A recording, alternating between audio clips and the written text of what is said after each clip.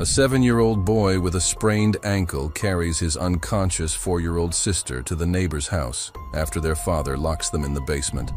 When the neighbor sees the children's condition, the medication bottles the boy shows her. Make her call 911 immediately. The house at 247 Maple Street had once been painted yellow, though Benjamin Wright could barely remember when. Now the peeling siding hung in brittle strips, curling away from the rotting wood beneath like old scabs that refused to heal. 7 years old and already wise beyond his years, Benjamin stood at the cracked kitchen window, watching snowflakes drift past the glass like tiny ghosts in the gray February afternoon. Each flake seemed to carry with it a whisper of the world outside, a world where children laughed and played without fear, where homes were sanctuaries rather than prisons. Behind him, the house groaned and settled, its bones creaking with the weight of secrets that had accumulated like dust in its corners. The floorboards sagged in places where water damage had weakened the structure, and the wallpaper in the hallway had begun to peel at the corners, revealing patches of moldy drywall underneath.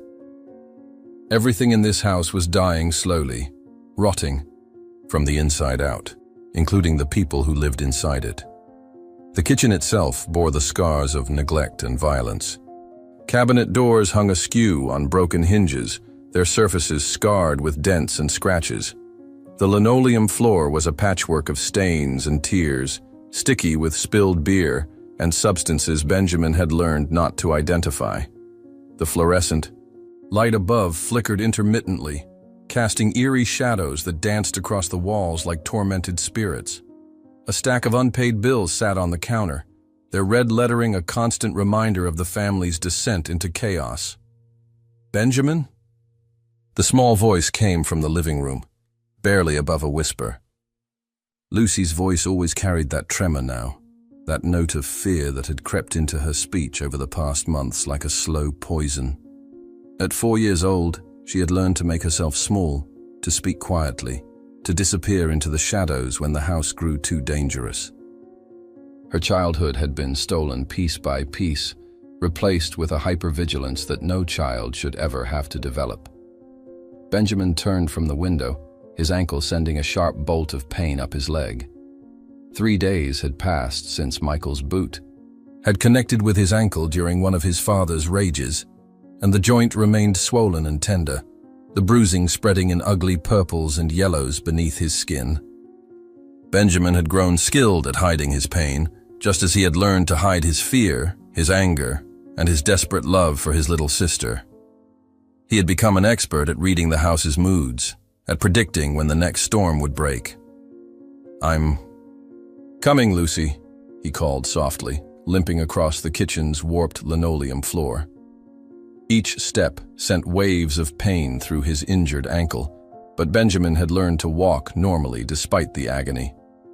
Showing weakness only invited more violence, more opportunities for Michael to demonstrate his power over his children. The living room was a monument to decay and despair. The couch where Lucy sat had once been blue, but years of stains and wear had turned it a sickly gray-brown color.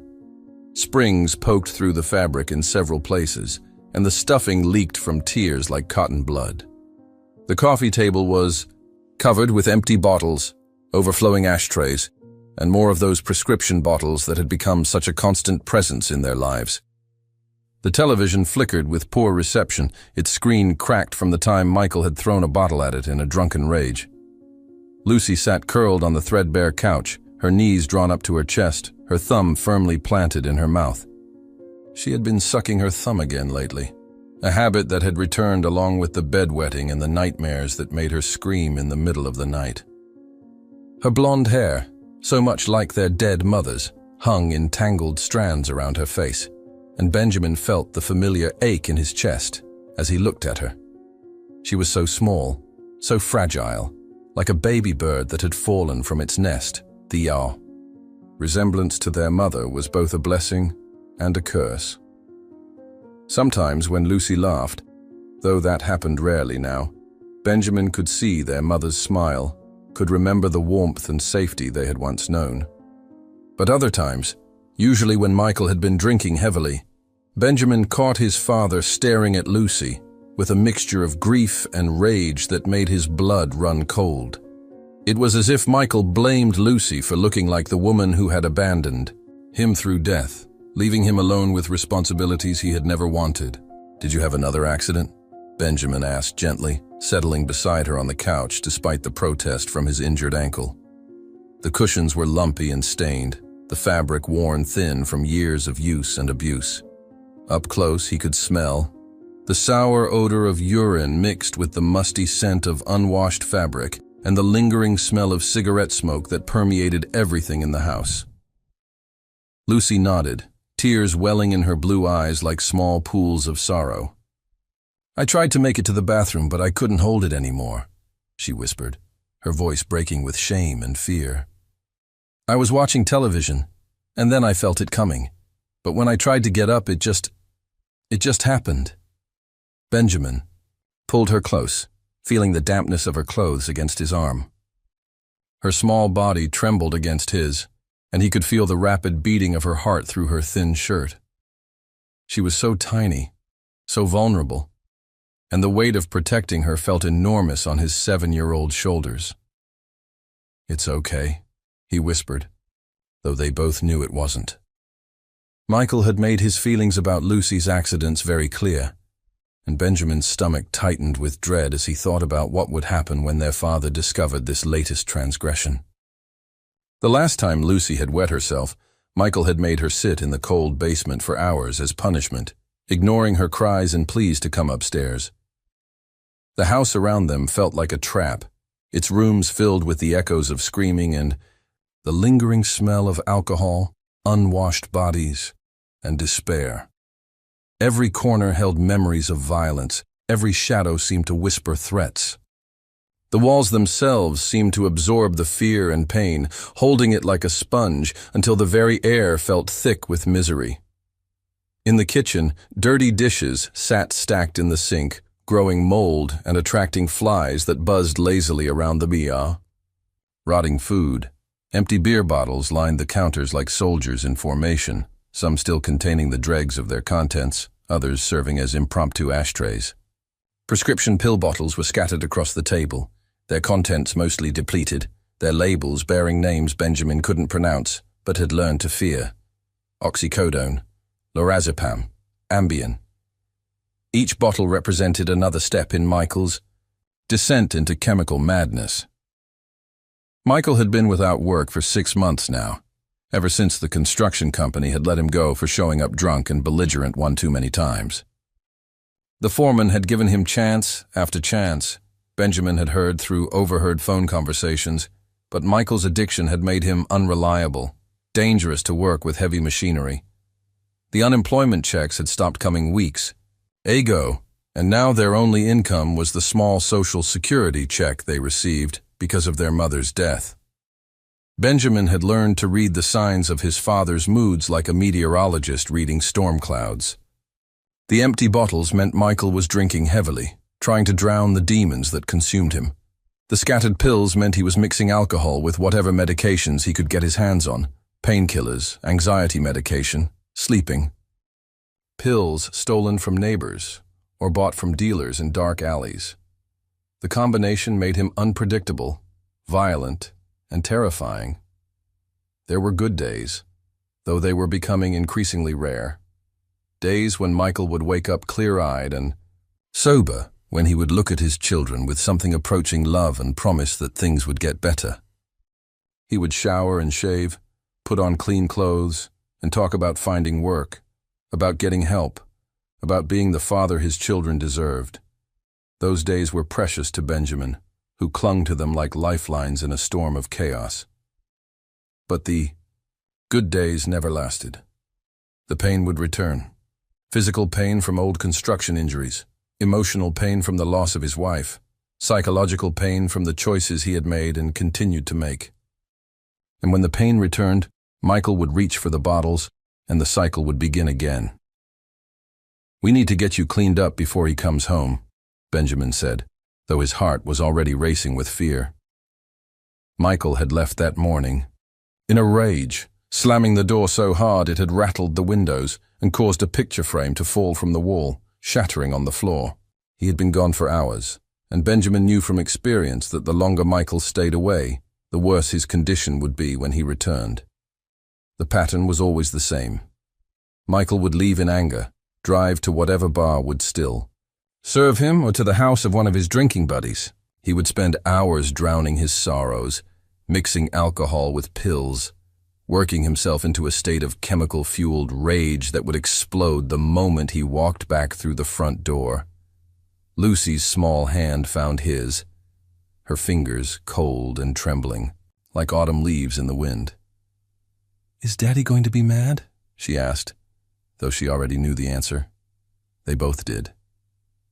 Michael was always mad these days, his anger a constant presence that filled the house like poisonous gas. Benjamin squeezed her hand, trying to be strong for her even as terror clawed at his insides with razor-sharp talons.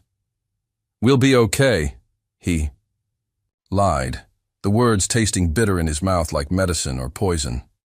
"We just need to be careful. We need to be quiet and stay out of his way." The bathroom upstairs was a nightmare of broken tiles and leaking pipes, but Benjamin managed to help. Lucy out of her wet clothes and into the bathtub.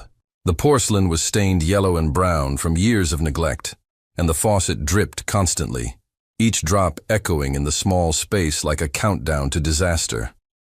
The water ran rust-colored at first, as it always did, and Benjamin waited patiently for it to clear before filling the tub. The mirror above the sink was cracked, creating a spider web of reflection that made their faces look fractured and distorted. Benjamin caught sight of himself and was startled by what he saw. His face was too thin, his eyes too old for his 7 years. There were dark circles under his eyes from sleepless nights spent listening for danger, and his hair hung limp and unwashed around his face. Lucy sat quietly as he washed her hair with the last of the shampoo, her eyes distant and sad. The water around her turned grayish from dirt and fear sweat, and Benjamin felt a surge of protective anger toward the man who had reduced his sister to this state of constant terror. "Remember when Mommy used to give us baths together?" Lucy asked suddenly, her voice small and wistful as a summer breeze through autumn leaves. Benjamin's throat tightened with emotion. Their mother had died 2 years ago, her heart giving out from the stress and fear that had consumed her life like a slow-burning fire. Benjamin remembered her gentle hands, her soft voice singing lullabies in the darkness, her tears when she thought the children weren't looking. She had tried to protect them, had stood between them and Michael's rage whenever she could, but in the end, she had been just as helpless as they were. "I remember," Benjamin said quietly, his voice thick, with unshed tears. "She used to make the water warm and bubbly, and she would wash our hair so gently. She never got soap in our eyes." "And she would sing that song," Lucy added, a ghost of a smile crossing her face. "The one about the mockingbird." Benjamin nodded, remembering. Their mother had sung "Hush, Little Baby" to them almost every night, her voice sweet and soothing, even when it shook with fear or exhaustion. She had tried so hard to give them moments of normalcy, of childhood wonder, even as their world crumbled around them. "Why did she have to leave us?" Lucy asked, the question that haunted them both. "She didn't want to," Benjamin said, helping Lucy stand so he could wrap her in a towel. The fabric was rough and gray from too many washings, but it was clean, and that was something. "Her heart was tired, Lucy. Mommy's heart got too tired to keep beating." What he didn't tell her was that he understood now, with the terrible wisdom of a child forced to grow up too quickly, that their mother's heart had been broken long before it stopped beating. The fear, the violence, the constant terror of living with Michael had worn her down until there was nothing left. As they made their way back down the stairs, Benjamin's ankle throbbing with each step like a drum beat of pain, he heard the sound that made his blood freeze in his veins. The slam of the front door, followed by the heavy, unsteady footsteps of a man who had spent the day drinking away his failures and frustrations. The footsteps were different this time, more erratic, more dangerous. Benjamin could hear Michael talking to himself, muttering in the slurred, angry tones that meant he was beyond reason, beyond reaching. The chemical cocktail in his system had transformed him into something barely human, a creature driven by rage and pain, and the desperate need to make someone else hurt as much as he did. Michael Wright was home, and Benjamin knew with the terrible certainty of experience that tonight would be worse than usual. Benjamin grabbed Lucy's hand and pulled her toward the kitchen, hoping they could make it upstairs before Michael noticed them. But it was too late. Michael appeared in the doorway, like a nightmare made flesh, his face flushed with alcohol and rage, his eyes bloodshot and wild with the look of a man who had lost touch with reality. He wore the same clothes he had been wearing for 3 days, and the smell of booze and sweat rolled off him in waves that made Benjamin's stomach turn. His father's appearance was shocking even by recent standards. His hair was greasy and unkempt, his face unshaven and marked with the telltale signs of someone deep in the grip of addiction. His hands shook, not just with withdrawal but with barely contained violence, and there was something in his eyes that Benjamin had never seen before, a cold, empty darkness that suggested Michael had crossed some internal line from which there might be no return. "What the hell are you two doing?" Michael slurred, swaying slightly as he tried to focus on his children. His hands were clenched into fists, and Benjamin could see the tremor in his fingers that meant he was coming down from whatever pills he had been taking. The prescription bottles in his pocket rattled like bones in a grave as he moved. "We were just getting ready for dinner," Benjamin said quickly, trying to keep his voice steady even as his heart hammered against his ribs like a caged bird. "Lucy was helping me in the kitchen." Michael's eyes narrowed, and Benjamin saw the moment when his father's gaze fell on Lucy's wet hair, on the damp spots on Benjamin's shirt where he had held her close. Understanding dawned in Michael's eyes like a terrible sunrise, followed immediately by a fury that made Benjamin's knees weak with terror. "She did it again, didn't she?" Michael said, his voice dropping to a dangerous whisper that somehow seemed more threatening than shouting. "The little brat pissed herself again." The words hit Benjamin like physical blows. He had heard his father use that tone before, usually right before the violence began. It was the voice of a man who had moved beyond anger into something darker, something that enjoyed the fear it created.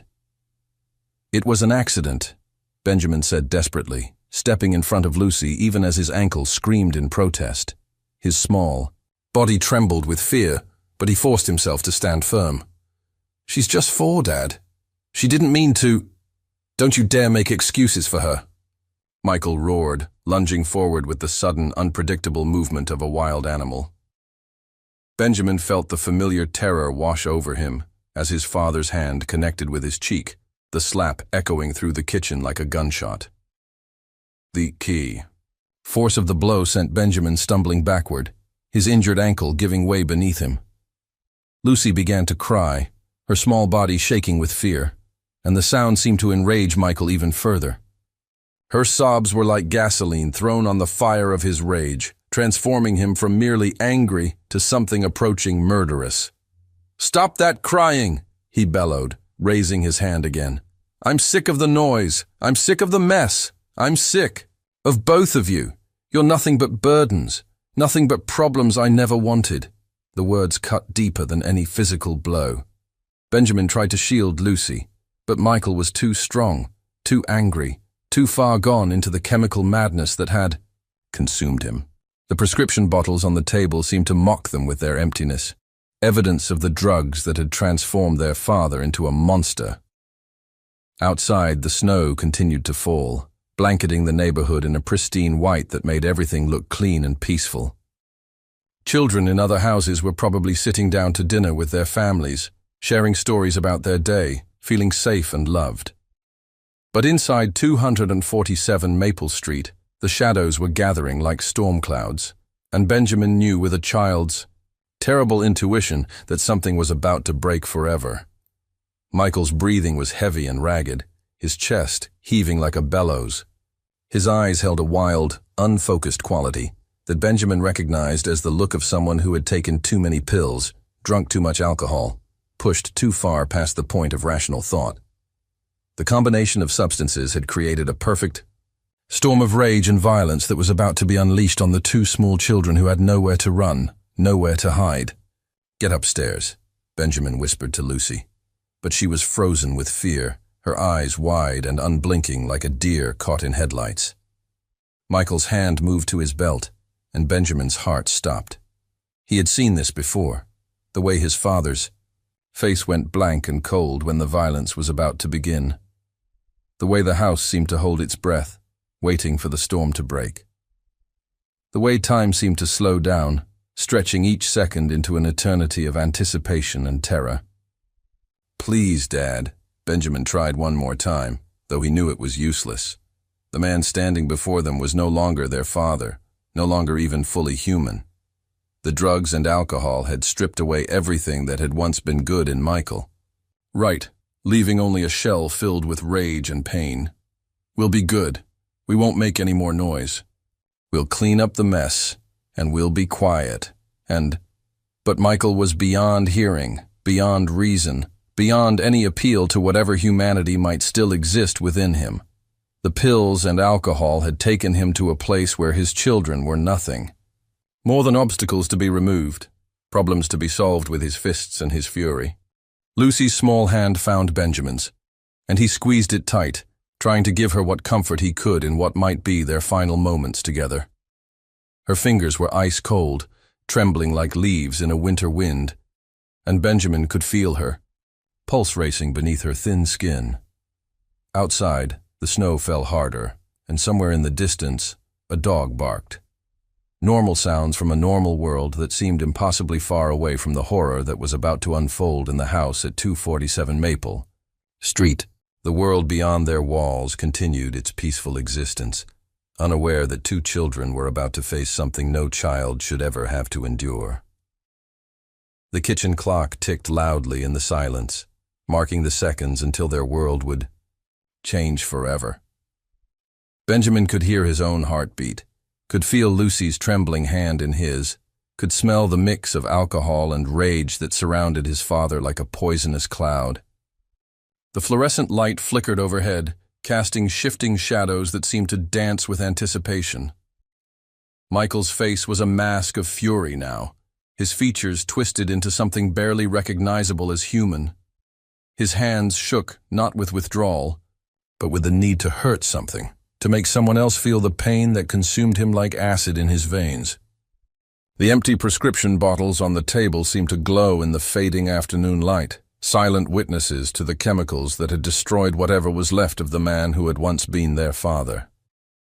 Benjamin closed his eyes and held Lucy, closer, knowing that whatever came next would change them forever. The house around them groaned and settled, as if it too was preparing for what was about to happen. In the distance, a church bell chimed 6 o'clock, marking the end of another day and the beginning of the darkest night of their young lives. Tea. Last of the daylight was fading from the windows, and the kitchen was growing dark except for the sickly glow of the fluorescent light above. Shadows stretched across the floor like grasping fingers, and Benjamin could feel the weight of destiny settling over them like a heavy blanket. Michael took a step forward, then another, his movements predatory and deliberate. His eyes never left his children, and in their depths, Benjamin saw something that made his soul shrivel with terror. This was not going to be like the other times. This was not going to be a slap or a shove, or even the beating that had injured his ankle. This was going to be something much, much worse. The fluorescent light flickered one final time before dying completely, plunging the kitchen into the gray twilight of a February evening. The darkness seemed to feed Michael's rage, transforming him from a man into something primal and dangerous. Benjamin could hear his father's labored breathing, could smell the cocktail of alcohol and prescription medications that had poisoned his system beyond recognition. "Look at me when I'm talking to you," Michael snarled, grabbing Benjamin by the shoulders and shaking him violently. The boy's injured ankle buckled under the sudden movement, sending waves of agony through his small body, but he bit back his cry of pain. Showing weakness would only make things worse. Lucy's sobs grew louder, her small body convulsing with terror as she pressed herself against the kitchen wall. Her wet clothes clung to her tiny frame, and Benjamin could see her shivering from both cold and fear. The sight of his sister's distress cut through Benjamin like a blade, sharper than any physical pain Michael could inflict. "She's just a baby," Benjamin whispered, his voice barely audible. "Please don't hurt her." The words seemed to ignite something volcanic in Michael's chemically altered brain. His pupils were dilated to pinpricks despite the dim light, and his hands trembled with the dangerous energy of a man who had consumed far too many pills. Benjamin had learned to recognize the signs. The way his father's jaw worked constantly, grinding his teeth. The way his eyes darted around the room as if seeing things that weren't there. The way his speech slurred, not just from alcohol, but from the cocktail of opioids and benzodiazepines coursing through his bloodstream. "Don't tell me what to do," Michael roared, backhanding Benjamin across the face with enough force to send the boy sprawling across the grimy linoleum floor. Stars exploded behind Benjamin's eyes, and he tasted blood where his teeth had cut the inside of his cheek. "You think you're the man of the house? You think you can protect her?" Benjamin struggled to his feet, his ankle screaming in protest, but his focus remained entirely on Lucy. She had slid down the wall and was now huddled on the floor, her arms wrapped around her knees, rocking back and forth in a desperate attempt to comfort herself. Her thumb was firmly planted in her mouth, and tears streamed down her pale cheeks like rain on a window pane. "I wasn't trying to," Benjamin began, but Michael's hand struck him again, this time a closed fist that caught him in the stomach and doubled him over, gasping for air. "Shut up!" Michael screamed, spittle flying from his lips. "Just shut up! I can't think with all this noise, with all this chaos!" He gestured wildly around the kitchen, his movements erratic and unpredictable. "Your mother used to make noise, too. Always crying, always complaining, always making excuses for you two." The mention of their mother seemed to push Michael over an edge that Benjamin hadn't even known existed. His father's face contorted with a grief and rage so twisted that it no longer resembled human emotion. The pills had stripped away his inhibitions, his conscience, his ability to recognize his own children as anything other than sources of pain and frustration. "She left me," Michael continued, his voice rising to a shriek that seemed to shake the very walls of the house. "She left me alone with you two, and I never wanted this. I never wanted to be a father. I never wanted any of this." Benjamin felt something break inside his chest at those words. He had always known, on some level, that his father resented them, but hearing it spoken aloud was like being stabbed in the heart. Beside him, Lucy's sobbing intensified, her small body shaking so violently that Benjamin was afraid she might make herself sick. Michael's attention turned to Lucy then, his bloodshot eyes focusing on her small, trembling form with a malevolence that made Benjamin's blood freeze. "And you," he said, his voice dropping to a whisper that was somehow more terrifying than his screaming.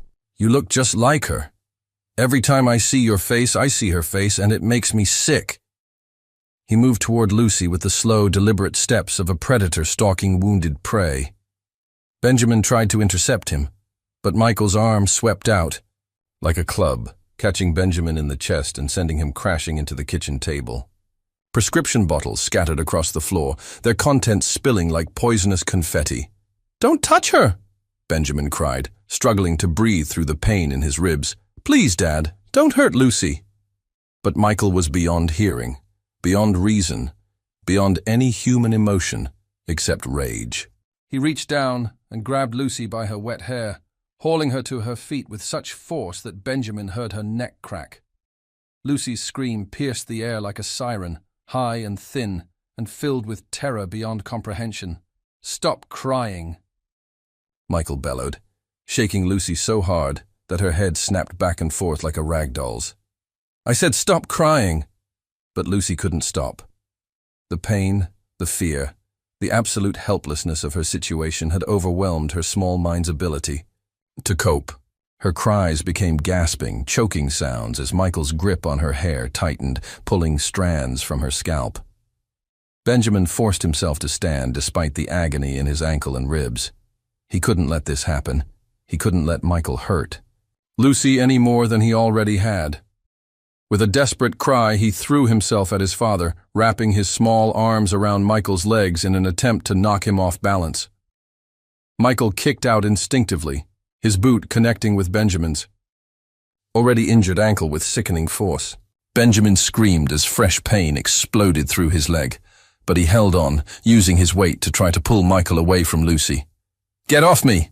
Michael snarled, releasing Lucy's hair to grab Benjamin by the shoulders. With strength fueled by rage and chemicals, he lifted the 7-year-old boy and hurled him across the kitchen. Benjamin's small body hit the refrigerator with a sound like a breaking branch, and he crumpled to the floor, gasping and choking. Lucy had collapsed when Michael released her, her small form curled in a ball on the floor. Her sobs had quieted to barely audible whimpers, and Benjamin could see that something had changed in her eyes. The spark of childhood innocence that had somehow survived everything they had endured was flickering like a candle in a hurricane. Michael stood over them, both breathing heavily, his fists clenched at his sides. The kitchen was a disaster zone of scattered pills, overturned chairs, and broken glass from bottles that had fallen during the struggle. The smell of alcohol and violence hung in the air like smoke from a fire that refused to die. "This is what you wanted," Michael said, his voice eerily calm now, as if the explosion of violence had somehow satisfied the demons in his head. "You wanted to protect her? This is what happens when you try to protect her." He reached down, and I grabbed Lucy again, this time by her arm, pulling her upright with such force that Benjamin heard her shoulder pop. Lucy's scream was weaker now, her small body going limp as shock began to set in. "No more accidents," Michael said, his words slurred but filled with deadly intent. "No more crying, no more noise. I'm going to teach you both a lesson you'll never forget." Benjamin tried to move, tried to get between Michael and Lucy, but his body wouldn't respond. The impact with the refrigerator had left him dazed and disoriented, and his vision kept blurring in and out of focus. He could taste blood in his mouth and feel it trickling from his nose, but all he could think about was Lucy. Michael's first blow caught Lucy across the face with his open palm, the sound echoing through the kitchen like a gunshot. Her small head snapped to the side, and Benjamin saw blood appear at the corner of her mouth. But instead of crying out, Lucy went silent, her eyes wide and glassy with shock. "That's better," Michael said, his voice taking on an almost conversational tone. "See how much quieter it is when you don't cry?" The second blow was harder, his closed fist connecting with Lucy's ribs. Benjamin heard something crack, and Lucy doubled over, her mouth opening in a silent scream of agony. Her small body convulsed as she tried to breathe through the pain, but no sound came out. "Dad, stop!" Benjamin managed to gasp, forcing himself to his hands and knees despite the agony that shot through his entire body. "You're killing her!" Michael turned to look at Benjamin, and for a moment his expression showed a flicker of something that might have been recognition, might have been horror at what he had done. But then the chemicals in his system reasserted their hold, and his face went blank again. "Maybe that would be better," he said quietly, turning back to Lucy. "Maybe it would be better if neither of you were here to remind me of what I've lost." The third blow was the worst. Michael's fist connected with the side of Lucy's head with brutal force, and Benjamin heard a sound he would never forget. The wet, sickening thud of bone meeting bone. Lucy's small body went completely limp, her eyes rolling back in her head as she crumpled to the floor like a broken doll. "Lucy!" Benjamin screamed, the sound tearing from his throat like a piece of his soul. He crawled across the floor toward his sister, ignoring the broken glass that cut his hands and knees, ignoring the pain that radiated through his entire body. With each movement, Lucy lay motionless on the kitchen floor, her blonde hair fanned out around her head like a halo. Blood trickled from her nose and mouth, and her breathing was so shallow that Benjamin had to put his ear to her chest to make sure she was still alive. Her pulse was rapid and thready, and her skin felt cold and clammy to the touch. "Lucy, please," Benjamin whispered, touching her face with trembling fingers. "Please wake up. Please be okay." But Lucy didn't respond. Her eyes remained closed, her small body limp and unmoving. Benjamin could see a bruise already forming on the side of her head where Michael's fist had connected, dark purple spreading across her pale skin like spilled ink. Michael stood over them both, swaying slightly, his breathing gradually returning to normal. The rage that had consumed him seemed to be ebbing, replaced by something that might have been confusion or even regret. He looked down at his unconscious daughter and his bleeding son, as if seeing them for the first time. "She shouldn't have wet herself," he said quietly, his voice lost and hollow. "She knows better than that. She knows it makes me angry." Benjamin looked up at his father through eyes blurred with tears and blood. "She's hurt bad, Dad. We need to call for help. We need to get her to a hospital." Michael's expression hardened. Again, the brief moment of clarity vanishing like morning mist. "No hospitals," he said firmly. "No doctors. No one else needs to know about this. This is family business." He reached down and grabbed Lucy's unconscious form, lifting her with surprising gentleness considering the violence he had just unleashed upon her. Benjamin struggled to his feet, his ankle barely able to support his weight, and watched in horror as Michael carried his sister toward the basement door. "What are you doing?" Benjamin asked, though he already knew the answer. The basement was where Michael took them when he wanted them to disappear, when he wanted to pretend they didn't exist. "She needs to learn," Michael said, fumbling with the basement door handle. "You both need to learn that there are consequences for making me angry." The basement door creaked open, revealing the darkness below. The smell of dampness and decay wafted up from the depths, like breath from a tomb. Benjamin had always hated the basement, with its concrete walls and single bare bulb, its corners filled with shadows that seemed to move when you weren't looking directly at them. "Please don't put her down there," Benjamin begged, following Michael to the top of the basement stairs. "She's hurt. She needs help." But Michael was already descending the wooden steps, Lucy's limp form in his arms. Benjamin could hear his father's boots echoing in the confined space, each footfall like a nail being driven into a coffin. The basement was cold and damp, with concrete walls that wept with moisture, and a floor that was always slightly sticky underfoot. A single bulb hung from the ceiling, casting harsh shadows in every direction. There was an old mattress in one corner, stained and moldy, where Michael sometimes made them sleep when he was particularly angry. Michael laid Lucy on the mattress with surprising care, arranging her small limbs as if she were merely sleeping, rather than unconscious from his brutal assault. In the harsh light of the basement bulb, the damage to her small face was even more apparent. Her left eye was swelling shut, and the bruise on her temple had darkened to an ugly purple-black. "She'll be fine," Michael said, though his voice lacked conviction. "She just needs to rest. She needs to think about what she did wrong." Benjamin limped down the stairs, each step sending fresh waves of agony through his injured ankle. He knelt beside Lucy, touching her face gently, checking for any sign of consciousness.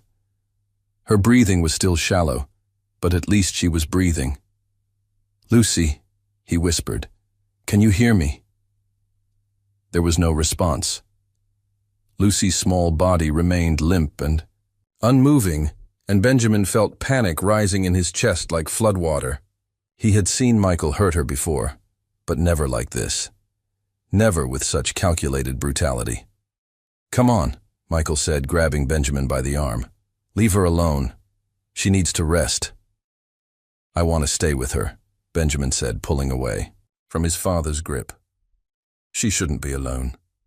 Michael's eyes flashed with renewed anger. "You'll do what I tell you to do," he snarled. But his movements were becoming more unsteady as the adrenaline from his rage began to wear off, leaving only the effects of the alcohol and pills. "Please, Dad," Benjamin said, desperation making his voice crack. "Let me stay with her. I'll be quiet, I promise. I won't make any trouble." For a moment, Michael seemed to consider this. Then his expression darkened again, and he shook his head violently. "No. You both need to learn. You both need to understand that actions have consequences." He grabbed Benjamin by the shoulders and pushed him toward the stairs, but Benjamin resisted, clinging to the railing with desperate strength. "I won't leave her. She's hurt and scared and she needs me."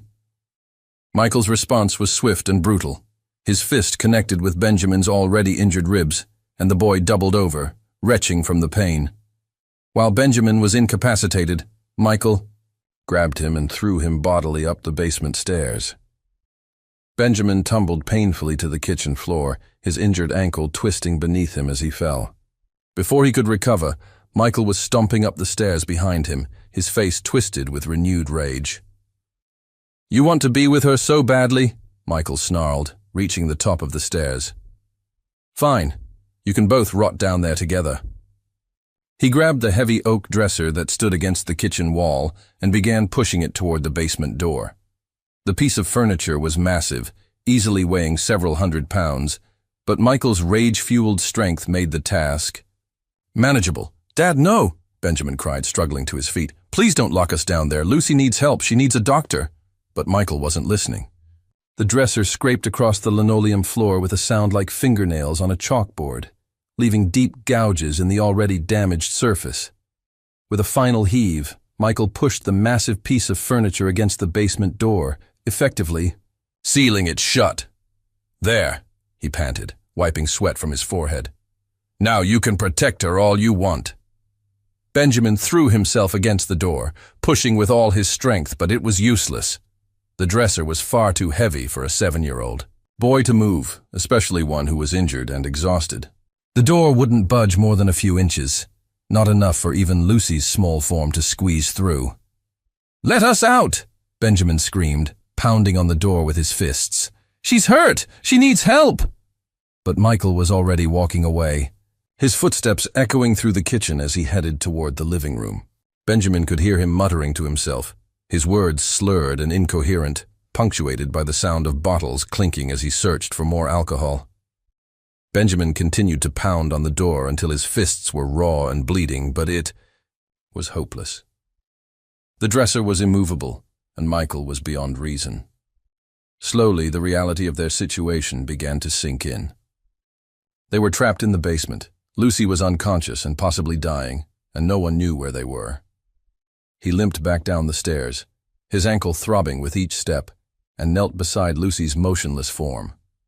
In the harsh light of the single bulb, she looked even smaller and more fragile than usual. Her breathing was so shallow that he had to watch carefully to see the rise and fall of her chest. "It's okay, Lucy," he whispered, even though he knew she couldn't hear him.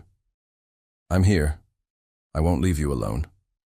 Above them, they could hear Michael moving around the kitchen, his movements becoming increasingly unsteady. Glass clinked against glass as he opened another bottle, and Benjamin could hear him talking to himself in the rambling, incoherent way that meant he was consuming more pills. The house grew quiet as Michael's movements gradually slowed and then stopped altogether. Benjamin knew the pattern. His father would drink and take pills until he passed out, sometimes for hours at a time. It was during these periods that the house felt safest, when the children could move freely without fear of triggering another explosion of violence. But this time was different. This time, Lucy lay unconscious on a moldy mattress in a cold basement, her small body broken by their father's rage. This time, Benjamin couldn't simply wait for the storm to pass. Hours seemed to creep by with agonizing slowness. Benjamin sat beside Lucy, holding her cold hand in his, talking to her in whispers even though she couldn't respond. He told her stories about their mother, sang the lullabies he remembered, promised her that everything would be okay, even though he wasn't sure he believed it himself. Lucy's breathing remained shallow and irregular, and her skin felt clammy to the touch. Benjamin had no medical knowledge, but he knew enough to recognize that his sister was in serious trouble. The blow to her head had been severe, and without proper medical attention, he was afraid she might not survive the night. The basement grew colder as the hours passed, and Benjamin could see his breath in small puffs of vapor. He took off his own shirt and covered Lucy with it, trying to keep her warm, even though it left him shivering in the damp air. Above them, the house had fallen completely silent. Michael had either passed out or left, and Benjamin found himself hoping it was the former. At least if Michael was unconscious in the house, there was a chance he might wake up and realize what he had done. If he had left, they could be trapped in the basement for days. Benjamin's own injuries were making themselves known as the adrenaline wore off. His ribs ached where Michael had struck him. His nose had finally stopped bleeding but remained swollen and painful, and his ankle throbbed with a constant grinding pain that made it difficult to think clearly. But his physical pain was nothing compared to the anguish he felt watching Lucy's still form. She was so small, so vulnerable, and he had failed to protect her. The knowledge that his sister might die because he hadn't been strong enough, smart enough, brave enough to stop their father, was a weight that threatened to crush his spirit entirely. "I'm sorry, Lucy," he whispered, tears streaming down his face. "I'm sorry I couldn't save you." The basement clock, an old battery-powered thing that Michael had brought down during one of his organizing phases, showed that it was nearly 10 o'clock. Lucy had been unconscious for almost 4 hours, and her condition seemed to be worsening. Her breathing was becoming more labored, and Benjamin thought he could see blood in her saliva. He knew with the terrible clarity that sometimes comes to children in crisis that if he didn't do something soon, Lucy was going to die. The basement was becoming her tomb, and Michael's rage was going to claim the life of the most innocent person Benjamin had ever known. Standing up on his injured ankle, Benjamin began to examine the basement more carefully than he ever had before. There had to be a way out. There had to be something he could do. Lucy's life depended on it, and Benjamin was not going to let his sister die without a fight. The dresser above creaked and settled, a sound like bones in a grave, and Benjamin felt the weight of desperation settle over him like a shroud. Time was running out, and somewhere in the darkness above, their father slept off his chemical rage, while his children faced death alone in the cold depths of the house that had become their prison. The basement clock's luminous hands showed 10:30 when Benjamin made his decision. Lucy had been unconscious for over 4 hours, and her breathing had become so shallow that he had to put his ear to her chest every few minutes to make sure she was still alive. Her pulse fluttered beneath his fingertips like the wings of a dying bird, weak and irregular, and her skin had taken on a grayish pallor that filled Benjamin with a terror deeper than anything Michael had ever inflicted upon them. The single bulb cast harsh shadows across the concrete walls, creating a maze of darkness that seemed to shift and breathe with malevolent life. The basement had always been a place of punishment, but now it felt like something worse. A crypt, where his sister would die if he didn't find the courage to act. Benjamin knelt beside Lucy on the moldy mattress, studying her face in the dim light.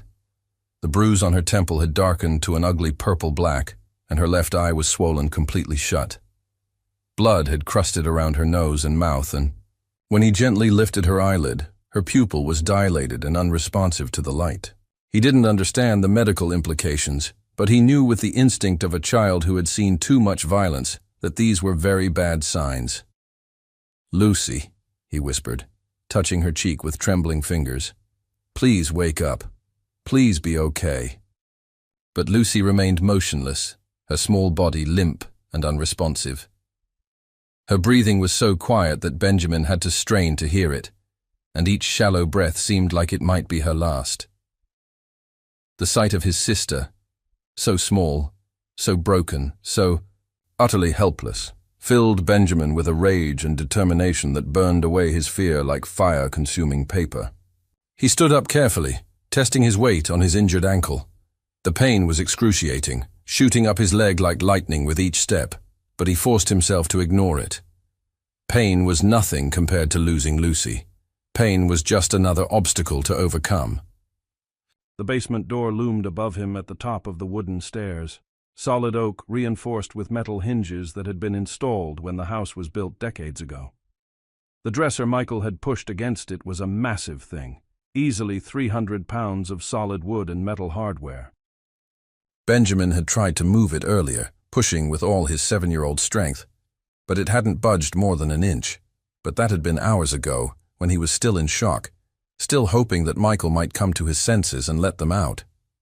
Now, with Lucy dying on the mattress below, Benjamin felt a strength he had never known he possessed. It wasn't physical strength. His small body was already pushed beyond its limits, but something deeper, something primal and fierce that came from love and desperation in equal measure. He climbed the stairs slowly, each step sending fresh waves of agony through his ankle. The wooden steps creaked under his weight, and he paused at each sound, listening for any sign that Michael might be stirring above. But the house remained silent except for the distant sound of snoring from the living room, where his father had presumably passed out on the couch. At the top of the stairs, Benjamin pressed his ear against the door, holding his breath as he listened. Michael's snores were deep and regular, the sound of a man who had consumed enough alcohol and pills to render him unconscious for hours. It was a sound Benjamin knew well. The only time the house felt truly safe was when Michael was unconscious. Benjamin examined the door and the dresser blocking it, with the methodical attention of a child whose life depended on solving this puzzle. The dresser was indeed massive, but as he studied it more carefully, he noticed something that gave him hope.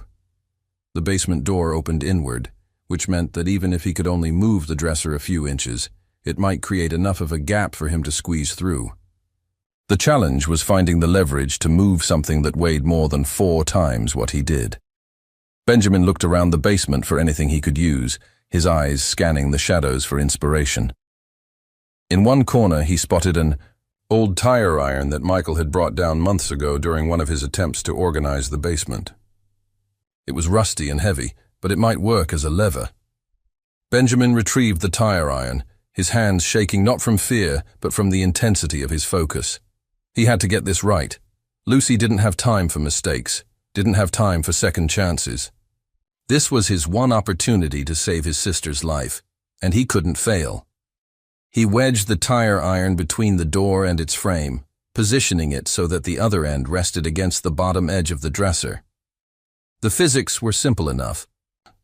By pushing down on the tire iron, he could multiply his force and hopefully move the massive piece of furniture. Benjamin put all his weight on the tire iron, his small body straining against the leverage.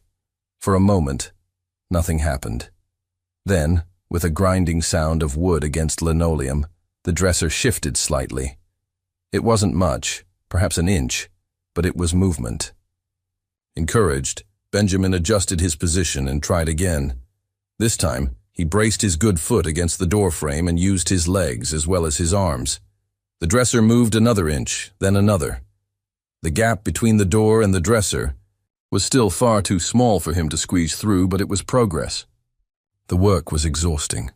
Benjamin's injured ribs screamed in protest with each effort, and his ankle felt like it was being stabbed with hot knives every time he put weight on it. Sweat poured down his face despite the cold basement air, and his hands were raw and bleeding from gripping the rusty tire iron. But every time he felt like giving up, he thought of Lucy lying unconscious on the mattress below, her life ebbing, away with each passing minute. The image of his sister's small, broken body gave him strength he didn't know he possessed, driving him to push harder, to ignore the pain, to keep fighting when his body wanted to collapse. After what felt like hours, but was probably only 20 minutes, Benjamin had managed to move the dresser enough to create a gap of perhaps 6 inches between it and the door. It wasn't much, but it might be enough. Benjamin was small for his age, made even smaller by months of inadequate nutrition, and he thought he might be able to squeeze through the opening. But first, he had to get Lucy. Benjamin made his way back, down the basement stairs, his legs shaking with exhaustion. Lucy lay exactly as he had left her, unconscious and still, her breathing so shallow it was barely visible. Her skin felt cold and clammy when he touched her, and her pulse was even weaker than before. "Okay, Lucy," he whispered, though she couldn't hear him. "We're going to get out of here.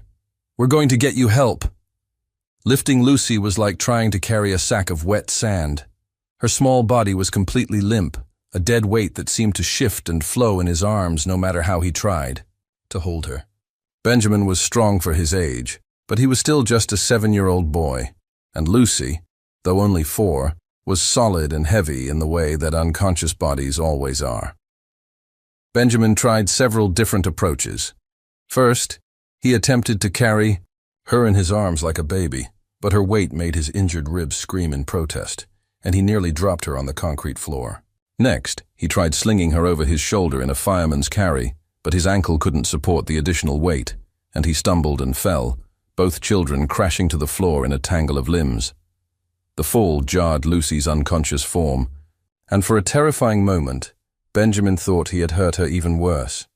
But her breathing remained steady, if shallow, and he allowed himself a moment of relief before trying again.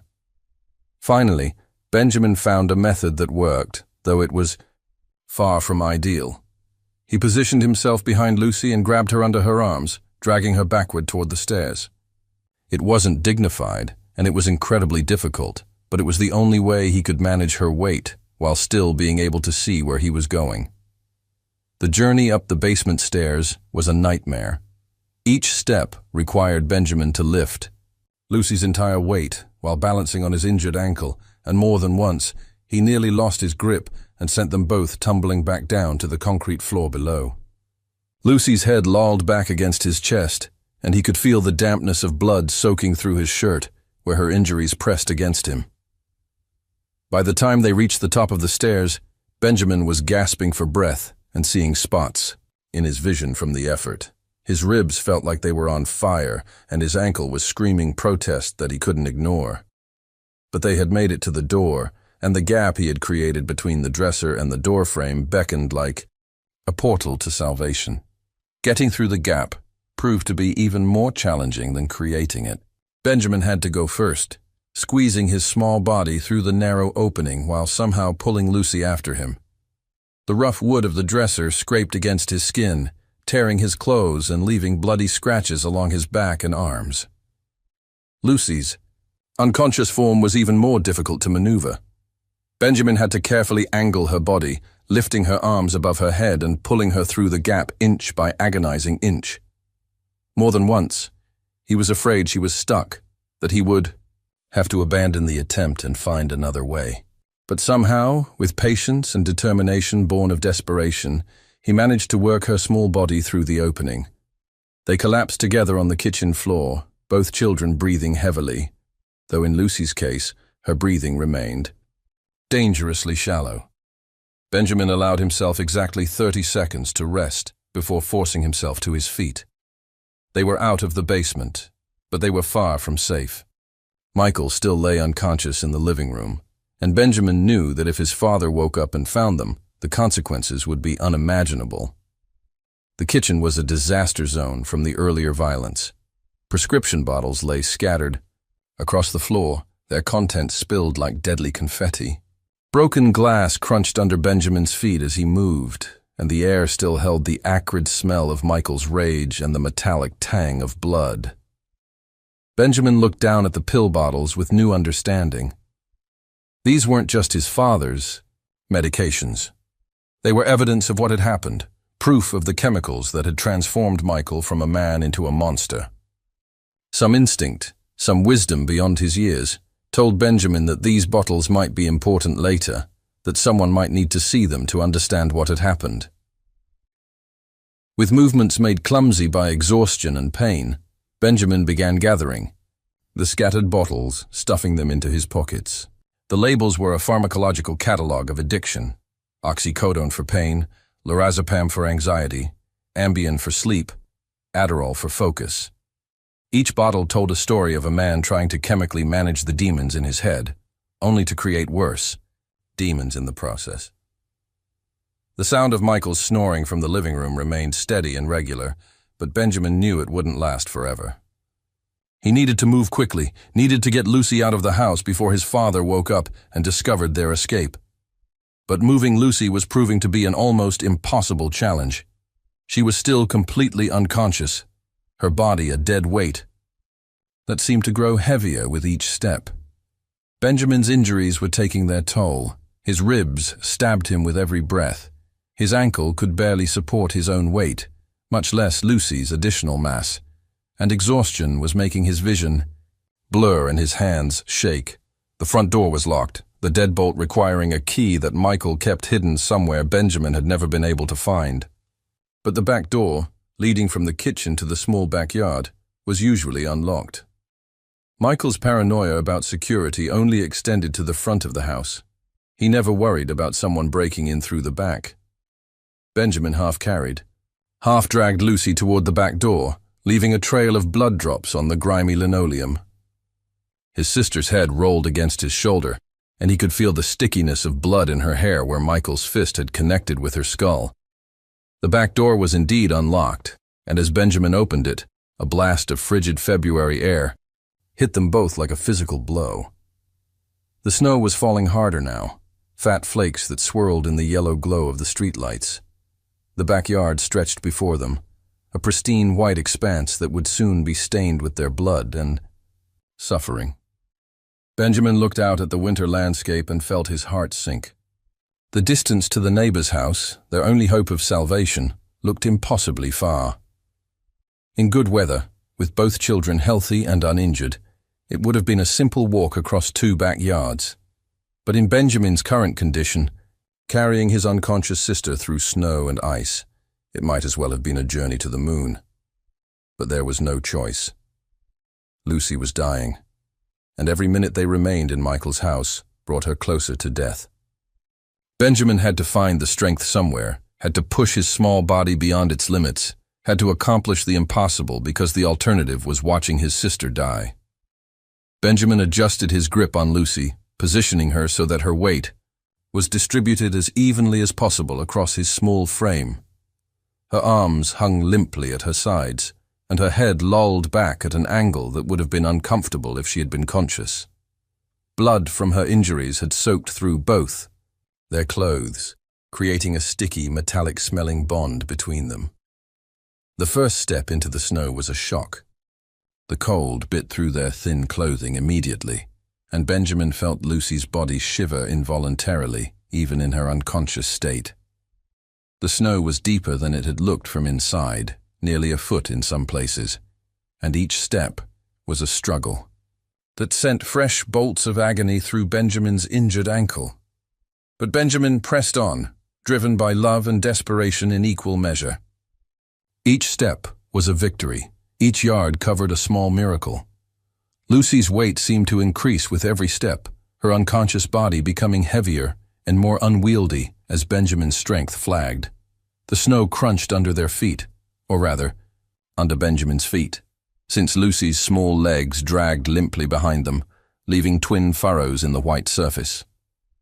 The cold was brutal, cutting through their clothes and skin to chill them to the bone. Benjamin could feel his fingers going numb where they gripped Lucy's arms, and he was afraid he might lose his hold on her. Halfway across their own backyard, Benjamin stumbled and fell, both children crashing into the snow with a soft thud that seemed to echo across the silent neighborhood. For a moment, Benjamin lay there gasping, Lucy's unconscious form draped across his legs, both of them covered in the cold, wet snow that felt like tiny needles against their exposed skin. The temptation to just lie there, to give up and let the cold take them both, was almost overwhelming. Benjamin's body was screaming in protest, every muscle and bone crying out for rest, for warmth, for an end to this impossible ordeal. It would be so easy to just close his eyes and drift away, to let the snow cover them both like a white blanket. But then Lucy made a small sound, not quite a moan, not quite a sigh, and Benjamin felt his resolve strengthen. She was still alive, still fighting, and he couldn't give up on her. Not now, not when they were so close to help. Benjamin struggled to his feet, snow cascading from his clothes and hair. Lucy's unconscious form was even heavier now, sodden with melted snow and blood. But Benjamin managed to lift her again. His ankle nearly gave out under the additional weight, but he locked his knee and forced himself to keep moving. The fence between their yard and the neighbors was low enough to climb over, but not with Lucy's unconscious weight dragging him down. Benjamin had to find another way, and after a few moments of desperate searching, he spotted a loose board in the fence that he could push aside to create a gap just wide enough for them to squeeze through. Getting Lucy through the gap in the fence was another nightmare of logistics and physics. Benjamin had to go through first, then reach back and pull Lucy after him, her limp body catching on every splinter and protruding nail. By the time they were both through, Benjamin's hands were cut and bleeding from the rough wood, and Lucy had acquired several new scratches to add to her collection of injuries. The neighbor's backyard was slightly smaller than their own, but it felt like crossing a vast wilderness. Benjamin's legs were shaking with exhaustion, and his vision kept blurring from the combination of cold, pain, and sheer physical depletion. Lucy's weight seemed to increase with every step, her unconscious body becoming more and more difficult to manage. Benjamin fell twice more during the crossing, each fall more devastating than the last. The second fall was particularly bad. His ankle finally gave out completely, and he crashed face first into the snow with Lucy landing on top of him.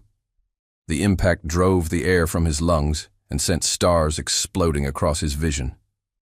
For several long moments, Benjamin lay there unable to move, Lucy's unconscious body pinning him to the frozen ground. The cold was seeping through their clothes, through their skin, into their very bones. Benjamin could feel his strength ebbing away like water from a broken dam, and he wondered if this was how it would end. 2 children freezing to death in a neighbor's backyard, while help lay just yards away. But then he thought of his mother, of the promise he had made at her graveside, to always take care of Lucy. He thought of his sister's laughter, rare now but still occasionally heard, bright and pure as silver bells. He thought of all the times Lucy had reached for his hand in the darkness, trusting him to keep her safe, believing with a child's absolute faith that her big brother would protect her. Benjamin found strength he didn't know he possessed. With a cry that was part determination and part despair, he rolled Lucy off of him and struggled to his feet one more time. His ankle was useless now, sending waves of agony up his leg with each step, but he forced himself to ignore it. Pain was temporary. Lucy's death would be forever. The back porch of the neighbor's house loomed ahead like a beacon of hope. Benjamin could see light spilling from the kitchen windows, warm and welcoming after the cold brutality of their journey. Someone was awake, someone who might help them, someone who might save Lucy's life. But the final 50 feet proved to be the most challenging of all. Benjamin's strength was completely gone now, running on nothing but willpower and love. He could barely lift Lucy anymore, instead dragging her behind him through the snow, her small body leaving a trail like a broken sled. Each step was a monumental effort. Benjamin's injured ankle finally gave out completely, and he was reduced to crawling through the snow, pulling Lucy behind him with hands that were so numb he could barely feel them. The cold had seeped into his bones, making every movement sluggish and difficult. The prescription bottles in his pockets clinked together with each movement, a constant reminder of the chemical madness that had driven his father to this point. Benjamin held onto them like talismans, evidence of what had happened, proof that might somehow make sense of this nightmare. 20 feet from the porch, Benjamin collapsed completely. His body simply refused to go any further. Every muscle and sinew pushed beyond its breaking point. He lay in the snow beside Lucy's unconscious form, both children covered in white like small angels, their breathing visible in small puffs of vapor that dissipated quickly in the frigid air, but they were so close, so impossibly, tantalizingly close to help. Benjamin could see the kitchen window clearly now, could make out the figure of a woman moving around inside, probably preparing a late dinner or cleaning up after one. She looked warm and safe and normal, everything that Benjamin's world had, ceased to be months ago. With the last of his strength, Benjamin began to crawl toward the porch, dragging Lucy behind him. Each movement sent fresh waves of agony through his broken body, but he pressed on, driven by love and desperation, and the absolute refusal to let his sister die. The wooden steps of the back porch seemed as tall as mountains, but Benjamin managed to haul himself up them one by one, Lucy's unconscious weight making each step a Herculean effort. By the time they reached the top, Benjamin was gasping for breath and shaking uncontrollably from cold and exhaustion. He could see the woman clearly now through the kitchen window. She was older, maybe 60 or 70, with gray hair and a kind face. She was washing dishes at the sink, humming softly to herself, completely unaware of the life-and-death drama playing out on her back porch. Benjamin raised his hand to knock on the door, but his strength finally gave out completely. He collapsed across Lucy's unconscious form, both children huddled together on the cold wooden porch, their breathing shallow and labored, their clothes soaked with blood and melted snow. The prescription bottles scattered from Benjamin's pocket. As he fell, rolling across the porch with small clicking sounds, the evidence of their father's madness lay scattered around them like poisonous seeds, each bottle a testament to the chemical demons that had destroyed their family. Benjamin's vision was fading now, darkness creeping in from the edges like gathering storm clouds. He could feel Lucy's heartbeat against his chest, weak but still present, still fighting. They had made it this far. They had accomplished the impossible. But Benjamin didn't know if it would be enough. As consciousness slipped away from him, Benjamin managed to whisper one final prayer to whatever gods might be listening. Please let someone find us. Please let Lucy live. Please let this be enough. The porch light above them cast a warm yellow glow over the two children, illuminating their small broken bodies like a spotlight on a stage. The snow continued to fall around them, and somewhere in the distance, a church bell tolled midnight, marking the end of one day and the beginning of another. A day that would either bring salvation or sorrow to two children who had already endured far too much of both. Dorothy Kellerman had always been a light sleeper, a trait that had served her well during her 40 years as an elementary school teacher, and had become even more pronounced since her husband's death 3 years ago. At 72, she found that sleep came in fits and starts, interrupted by the creaking of the old house, the distant sound of traffic, or simply the restless energy of a mind that had seen too much of life to rest easily. On this particular February night, she had been awake since 11:30, unable to shake the feeling that something was wrong in the neighborhood. She had lived at 249 Maple Street for 35 years, had watched children grow up and move away, had seen families come and go, had witnessed the slow decay of what had once been a vibrant working-class community. But lately, the sounds coming from the Wright house next door had been keeping her awake with their frequency and intensity. Dorothy stood at her kitchen sink, methodically washing the dinner dishes she had left earlier, her movements automatic and soothing. The warm water felt good on her arthritic hands, and the familiar routine helped calm the anxiety that had been gnawing at her all evening. Through the window above the sink, she could see the Wright house clearly, its windows dark except for the flickering blue glow of what she assumed was a television in the living room. She had heard the screaming again tonight, sometime around 6 o'clock. It had been worse than usual. The man's voice filled with a rage that made her blood run cold, punctuated by sounds she didn't want to identify. There had been children's voices too, high and thin with terror, before they were suddenly cut off. The silence that followed had been even more disturbing than the noise. Dorothy had wrestled with her conscience for months about the situation next door. She had taught children for 4 decades, had learned to recognize the signs of abuse, had made the required reports to social services more times than she cared to remember. But Michael Wright was a large, violent man with a reputation for unpredictable behavior, and Dorothy was a 72-year-old widow living alone. The few times she had tried to approach him about the noise, he had responded with threats and intimidation that left her shaking for hours afterward. She had called the police twice, but both times they had arrived to find the house quiet, Michael sober and contrite, the children nowhere to be seen.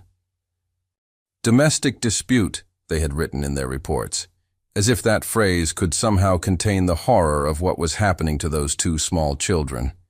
The system had failed them, and Dorothy felt the weight of that failure like a stone in her chest. As she dried a plate with more force than necessary, Dorothy caught sight of movement in her peripheral vision. She turned toward the window, thinking perhaps it was a cat or a raccoon foraging in the garbage, but what she saw made her drop the plate with a crash that echoed through the quiet kitchen. Two small figures were huddled on her back porch, barely visible in the yellow glow of the porch light. At first glance, they looked like bundles of discarded clothing, but as Dorothy looked more closely, she could see the unmistakable outline of children, small, motionless, covered in what looked like snow and something darker. Dorothy's heart clenched with recognition and horror. The Wright children, Benjamin and Lucy. She had seen them occasionally from a distance, two small shadows moving behind the windows of the house next door, but never up close, never clearly enough to see the full extent of what was being done to them. Moving with a speed that surprised her, Dorothy rushed to the back door, her slippers sliding on the kitchen tiles in her haste. She fumbled with the locks, 3 deadbolts that her late husband had installed after a rash of break-ins in the neighborhood, her fingers shaking with urgency. The cold hit her like a physical blow as she opened the door, the February wind, cutting through her bathrobe and nightgown as if they were made of paper. But the cold was nothing compared to the shock that ran through her when she saw the children clearly for the first time. Benjamin, the older boy, was lying partially on top of his sister, as if he had been trying to protect her even in unconsciousness. His small body was racked with shivers, his lips blue with cold, his dark hair matted with what looked like blood. His clothes were torn and soaked, clinging to his thin frame, and Dorothy could see bruises and cuts covering his exposed skin. But it was Lucy who made Dorothy's breath catch in her throat. The little girl lay motionless beneath her brother. Her blonde hair fanned out around her head like a broken halo. Her face was swollen almost beyond recognition, one eye completely shut, her lips split and bleeding. Her breathing was so shallow that Dorothy had to kneel down and put her ear to the child's chest to make sure she was still alive. "Dear God," Dorothy whispered, her voice lost in the wind. "What has he done to you?" Scattered around the children were several prescription bottles, their contents spilled across the wooden porch like deadly confetti. Dorothy recognized some of the names on the labels: powerful painkillers, anti-anxiety medications, sleeping pills. The pharmaceutical evidence of Michael Wright's descent into chemical madness lay before her like pieces of a horrible puzzle. Dorothy's teacher instincts kicked in, overriding her shock and horror. She had dealt with injured children before, had been trained in basic first aid, knew that every second could be crucial. Benjamin was unconscious but breathing regularly, his body temperature dangerously low, but not yet critical. Lucy was a different story entirely. The little girl's pulse was rapid and thready, her breathing so shallow it was barely detectable. Dorothy had seen enough head injuries during her teaching career to recognize the signs: the swelling around Lucy's temple, the blood that had dried in her nose and ears, the way her small body lay unnaturally still. This child needed immediate medical attention, or she was going to die. Dorothy ran back into the house, her mind racing through the steps she needed to take. "Call 911 first, then worry about getting the children warm and stable until help arrived." She grabbed the cordless phone from the kitchen counter, her fingers trembling as she dialed the 3 numbers that connected her to the emergency services. "Mun, what's your emergency?" The dispatcher's voice was calm and professional, a lifeline. In the chaos of the moment, "I need an ambulance immediately," Dorothy said, surprised by how steady her own voice sounded. "I have 2 children on my back porch. They're both unconscious and severely injured. One appears to have a serious head injury." "What's your address, ma'am?" 49 Maple Street in Millbrook. "Please hurry. The little girl is barely breathing. I'm dispatching units now." Can you tell me what happened to the children? Dorothy looked out at the small, broken bodies on her porch and felt rage surge through her like electricity. They've been beaten, she said, her voice hardening. These children have been systematically abused, and tonight someone tried to kill them. Are the children responsive at all? The boy is unconscious but stable. The girl... Dorothy's voice caught in her throat. The girl has been beaten so severely I can barely recognize her. There's blood and her head. Please, just get someone here as fast as you can. Units are en route. ETA 4 minutes. I need you to stay on the line with me. Are you in any danger? Is the perpetrator still in the area? Dorothy looked toward the right house, its windows still dark except for that eerie blue glow. I think he's passed out next door. I can see prescription bottles scattered around the children. I think he's been mixing drugs and alcohol.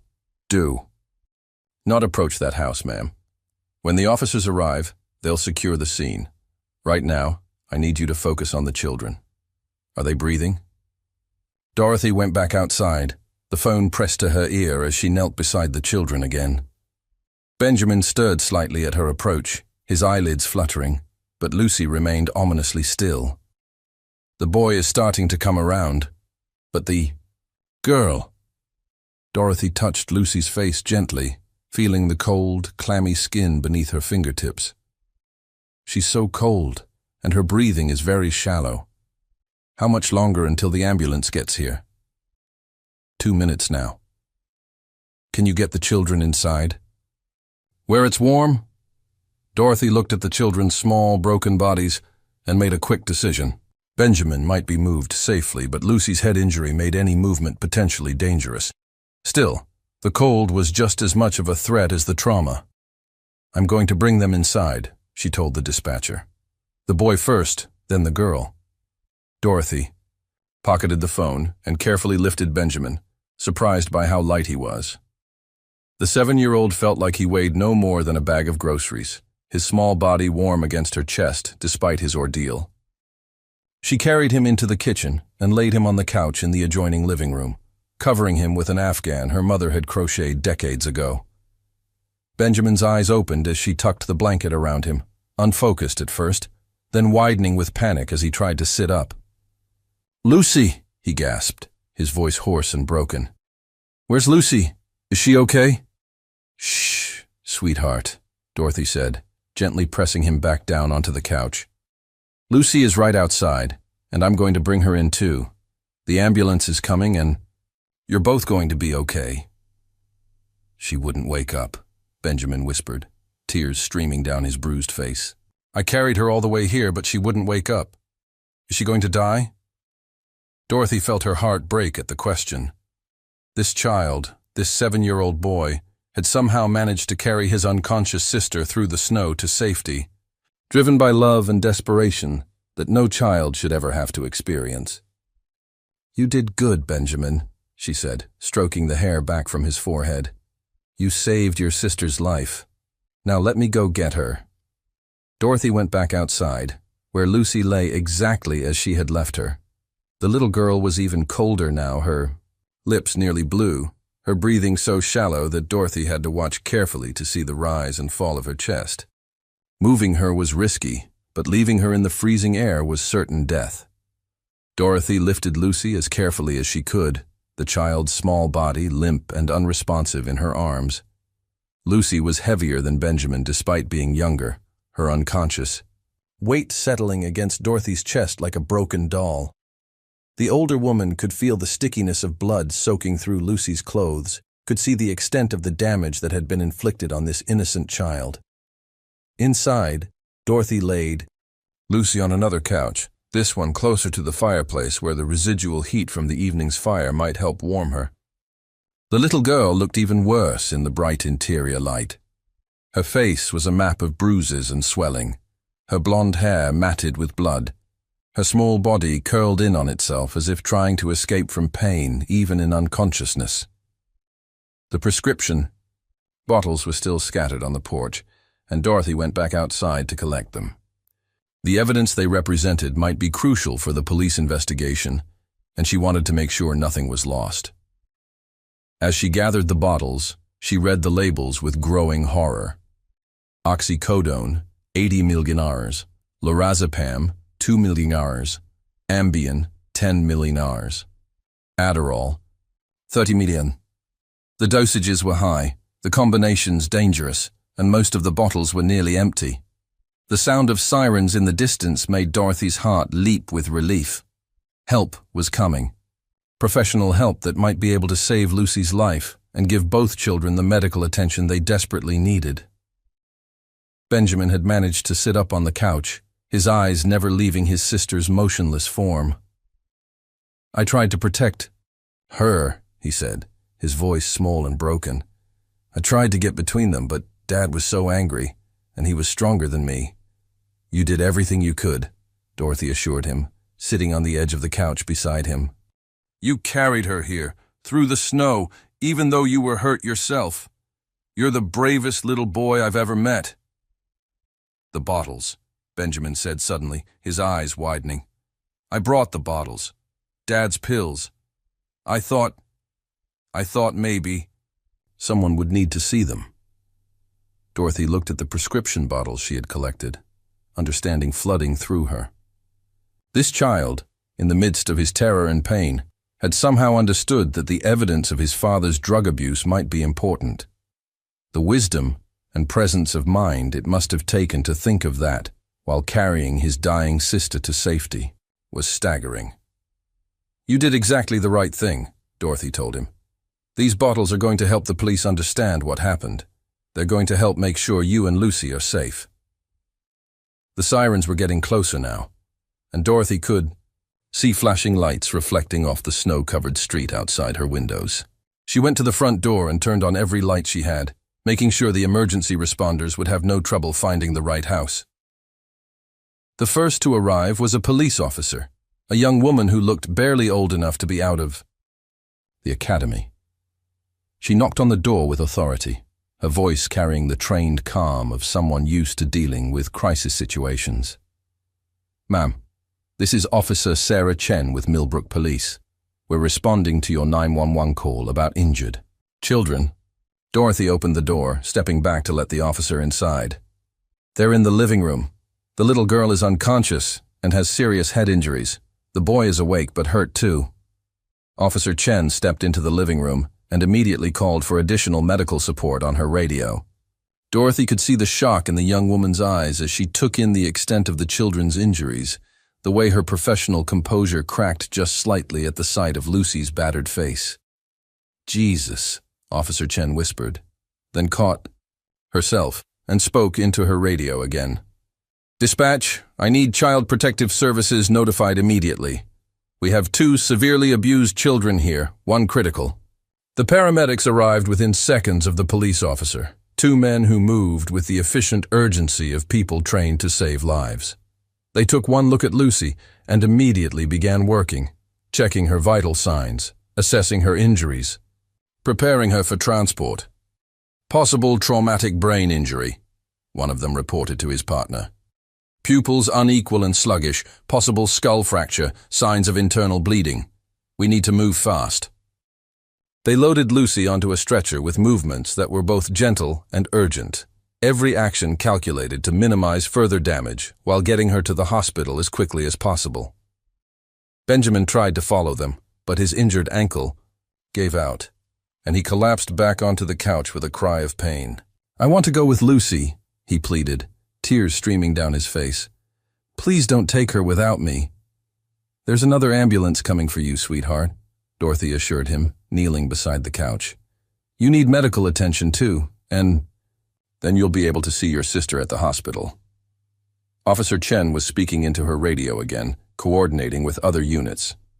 "I need backup at 247 Maple Street to apprehend Michael Wright. Suspect is possibly unconscious from drug and alcohol consumption. Consider him armed and extremely dangerous." Dorothy heard the address and felt a chill run through her. She had lived next door to a monster, had heard the screams and done nothing while these children suffered abuse that had nearly killed them. The guilt was almost overwhelming, but she pushed it aside. What mattered now was making sure Benjamin and Lucy got the help they needed. The second ambulance arrived, as they were loading Lucy into the first one. Benjamin watched through the window as they drove away, his sister's unconscious form barely visible beneath the medical equipment surrounding her. "She has to be okay," Benjamin whispered, his small hand pressed against the glass. "She has to be."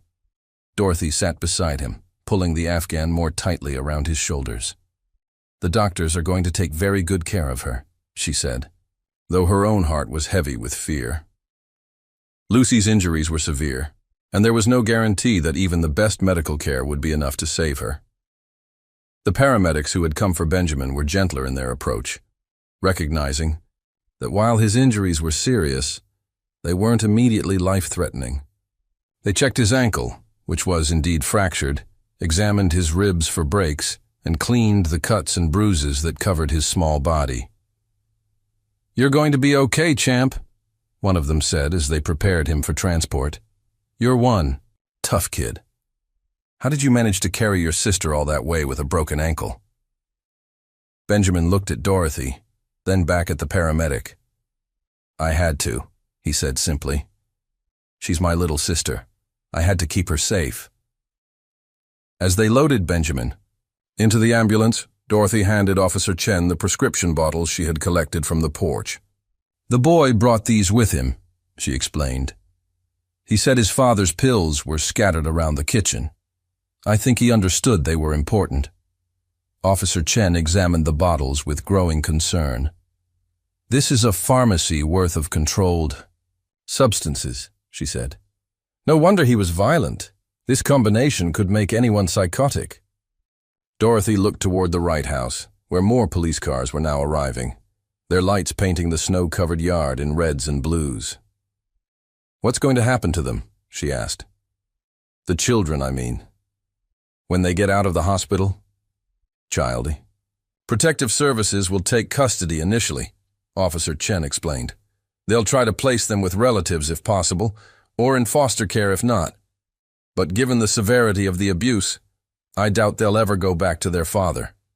Dorothy nodded, watching as the ambulance carrying Benjamin disappeared into the night.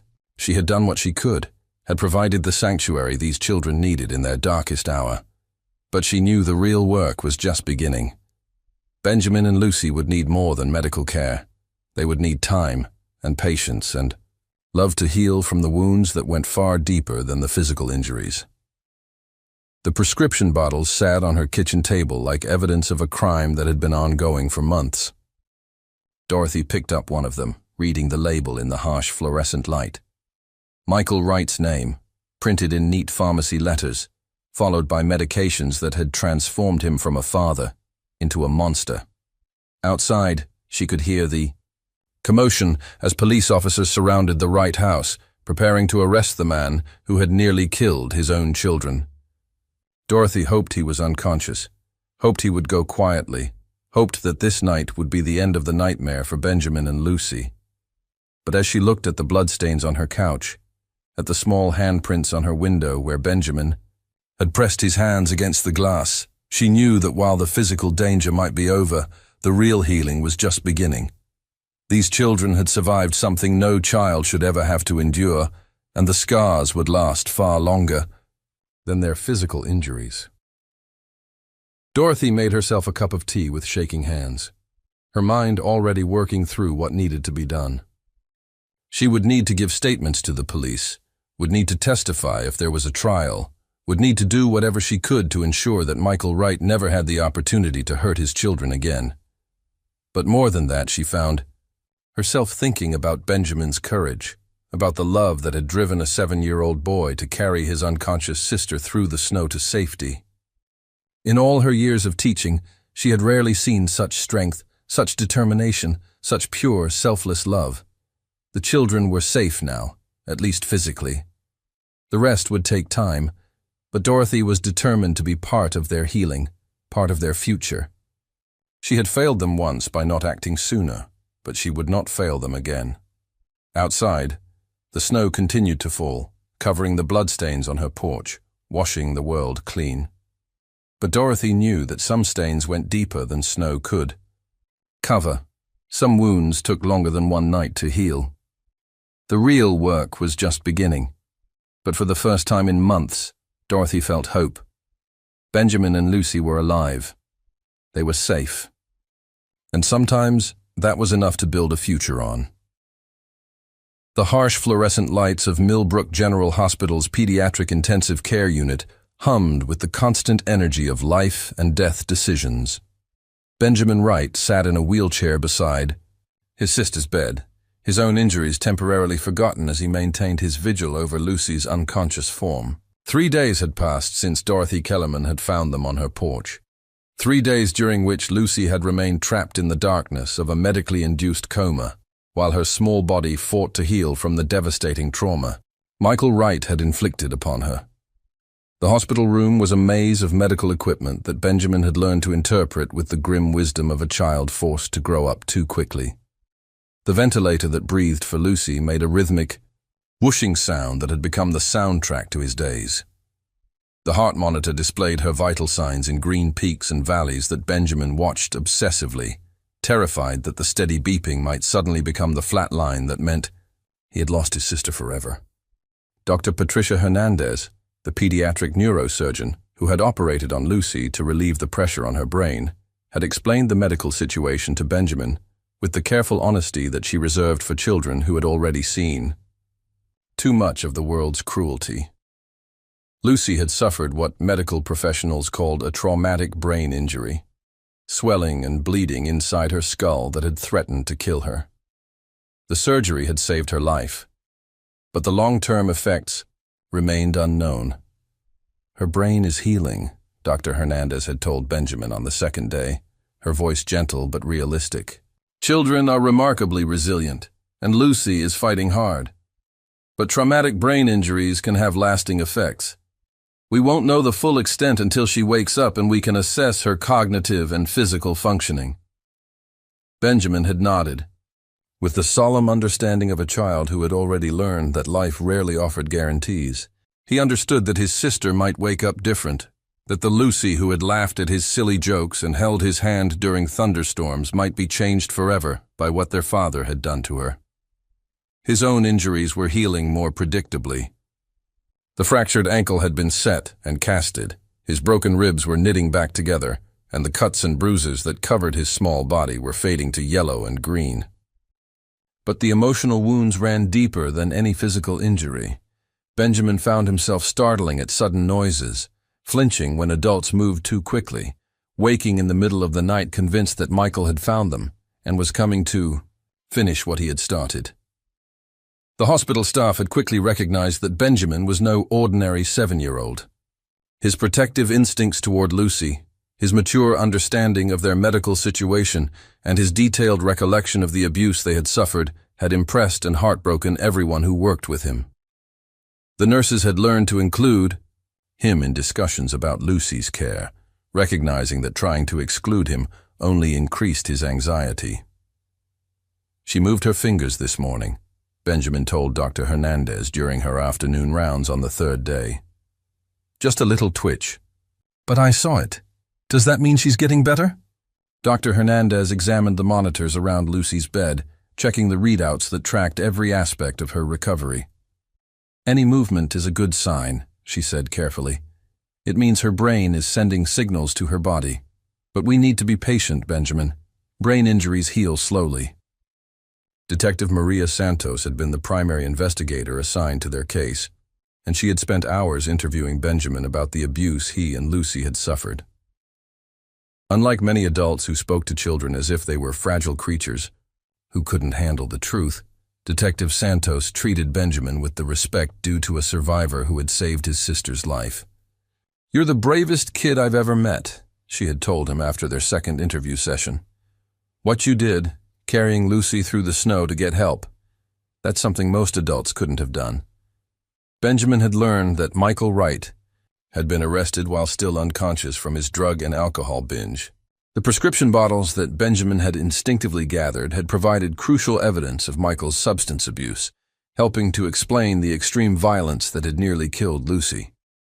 The cocktail of opioids, benzodiazepines, and alcohol had created a perfect storm of chemical rage that had transformed a man into a monster.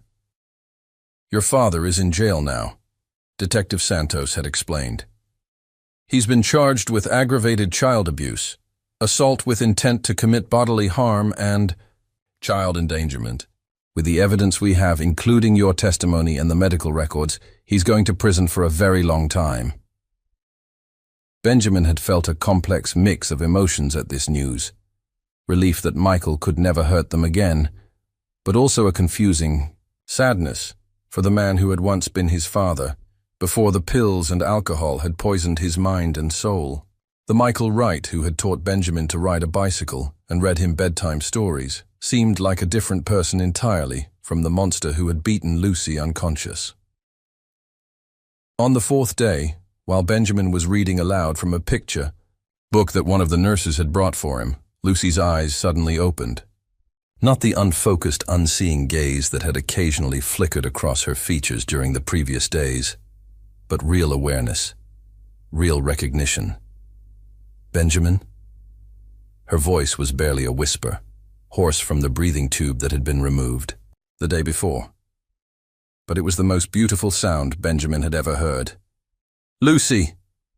Benjamin's voice cracked with emotion as he leaned forward in his wheelchair, taking her small hand in both of his. You're awake! You're really awake! Lucy's eyes moved slowly around the hospital room, taking in the unfamiliar surroundings with the confusion of someone emerging from a long, dark dream. Where are we? She asked, her words slightly slurred but understandable. We're in the hospital, Benjamin explained, his voice gentle and patient. You were hurt, but you're safe now. Dad can't hurt us anymore.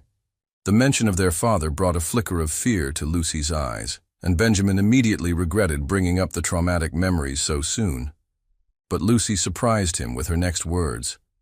You carried me, she said, her small hand squeezing his with surprising strength. I remember feeling safe, even when everything hurt. You carried me somewhere safe. Benjamin felt tears streaming down his face as he nodded. I promised Mom I would always take care of you, he said. I wasn't going to let anything happen to you. Dr. Hernandez arrived within minutes of being called, accompanied by a team of specialists who began the careful process of assessing Lucy's cognitive and physical functioning. Her speech was slightly slurred, and her left side showed some weakness, but her memory seemed intact, and she was able to follow simple commands. It's too early to make definitive predictions, Dr. Hernandez told Benjamin privately after the examination. But Lucy's initial responses are very encouraging. She may have some ongoing challenges with coordination and possibly some learning difficulties, but her core personality and intelligence appear to be intact. The social worker assigned to their case, a kind woman named Margaret Foster, had been working to identify relatives who might be able to take custody of the children. Benjamin and Lucy had no living grandparents on their father's side, but their mother's sister, Caroline Matthews, lived in Pennsylvania and had expressed immediate willingness to take them in. Your Aunt Caroline is driving up from Philadelphia tomorrow, Margaret explained to Benjamin while Lucy slept. She's very excited to meet you both. She said she's been wanting to contact you since your mother died, but your father wouldn't allow it. Benjamin had vague memories of Aunt Caroline from his early childhood. A woman with their mother's smile who had visited occasionally before their parents' marriage had soured. The prospect of living with someone who had loved their mother felt like a gift beyond measure. Dorothy Kellerman had become a daily visitor to the hospital, bringing books for Benjamin to read and small gifts for Lucy. Her presence was a source of comfort for both children, a reminder that there were adults in the world who could be trusted, who would protect rather than harm. I should have acted sooner, Dorothy had told Benjamin during one of her visits, her voice heavy with guilt. I heard the screaming. I knew something was wrong, but I was afraid of your father. You saved us, Benjamin had replied with the wisdom that trauma had forced upon him. When it mattered most, you saved us. That's what counts. Aunt Caroline arrived on Lucy's 5th day of consciousness, a whirlwind of nervous energy and barely contained emotion. She was smaller than Benjamin remembered, with prematurely gray hair and kind eyes that looked so much like their mother's that Benjamin felt his breath catch in his throat. "Oh my God," Caroline whispered when she saw the children for the first time, her hand flying to her mouth as she took in the extent of their injuries. "What has he done to you?" But Caroline's shock quickly gave way to fierce protectiveness. She spent hours at their bedsides, telling them stories about their mother's childhood, showing them pictures of the house in Pennsylvania where they would live, promising them a future filled with safety and love. "Your mother was my baby sister," Caroline told them, her voice thick with emotion. "She would want me to take care of you, to give you the childhood she wanted you to have. I know I can't replace her, but I promise you'll never be hurt again." The legal proceedings moved swiftly once Michael Wright's condition was stable enough for him to appear in court. The evidence against him was overwhelming. Benjamin's testimony, the medical records documenting years of abuse, the prescription bottles that proved his dangerous drug combinations, and Dorothy's witness account of the children's condition when she found them. Benjamin was required to testify, an ordeal that he faced with the same courage he had shown during his desperate journey to save Lucy. Speaking into a courtroom microphone that had to be lowered to accommodate his small stature, he recounted the night of the final beating with a clarity and composure that left few dry eyes among the spectators. "He was different when he took the pills," Benjamin testified, his young voice steady despite the magnitude of what he was describing. "He would get angry about things that weren't really our fault, like Lucy having accidents. She's just little, but he would hurt her anyway." Michael Wright, seated at the defendant's table with his court-appointed attorney, looked like a broken shell of the man who had terrorized his children. Prison detox had left him gaunt and hollow-eyed, and he seemed to have difficulty following the proceedings.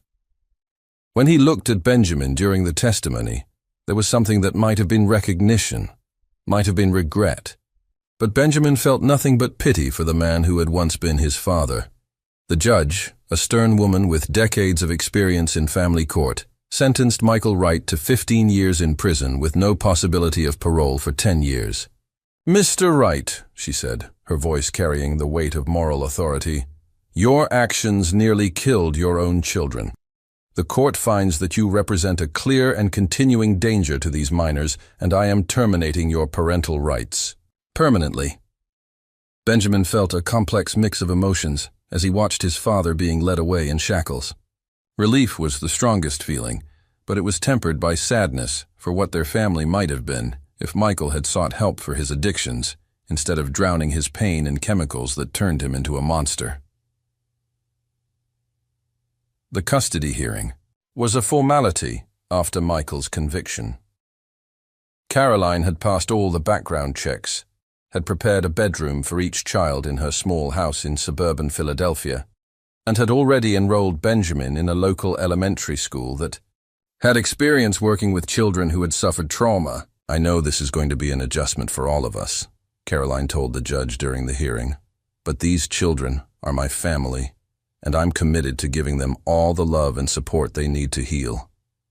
Dr. Hernandez had cleared Lucy for discharge after 2 weeks in the hospital, though she would need months of physical and occupational therapy to address the lingering effects of her brain injury.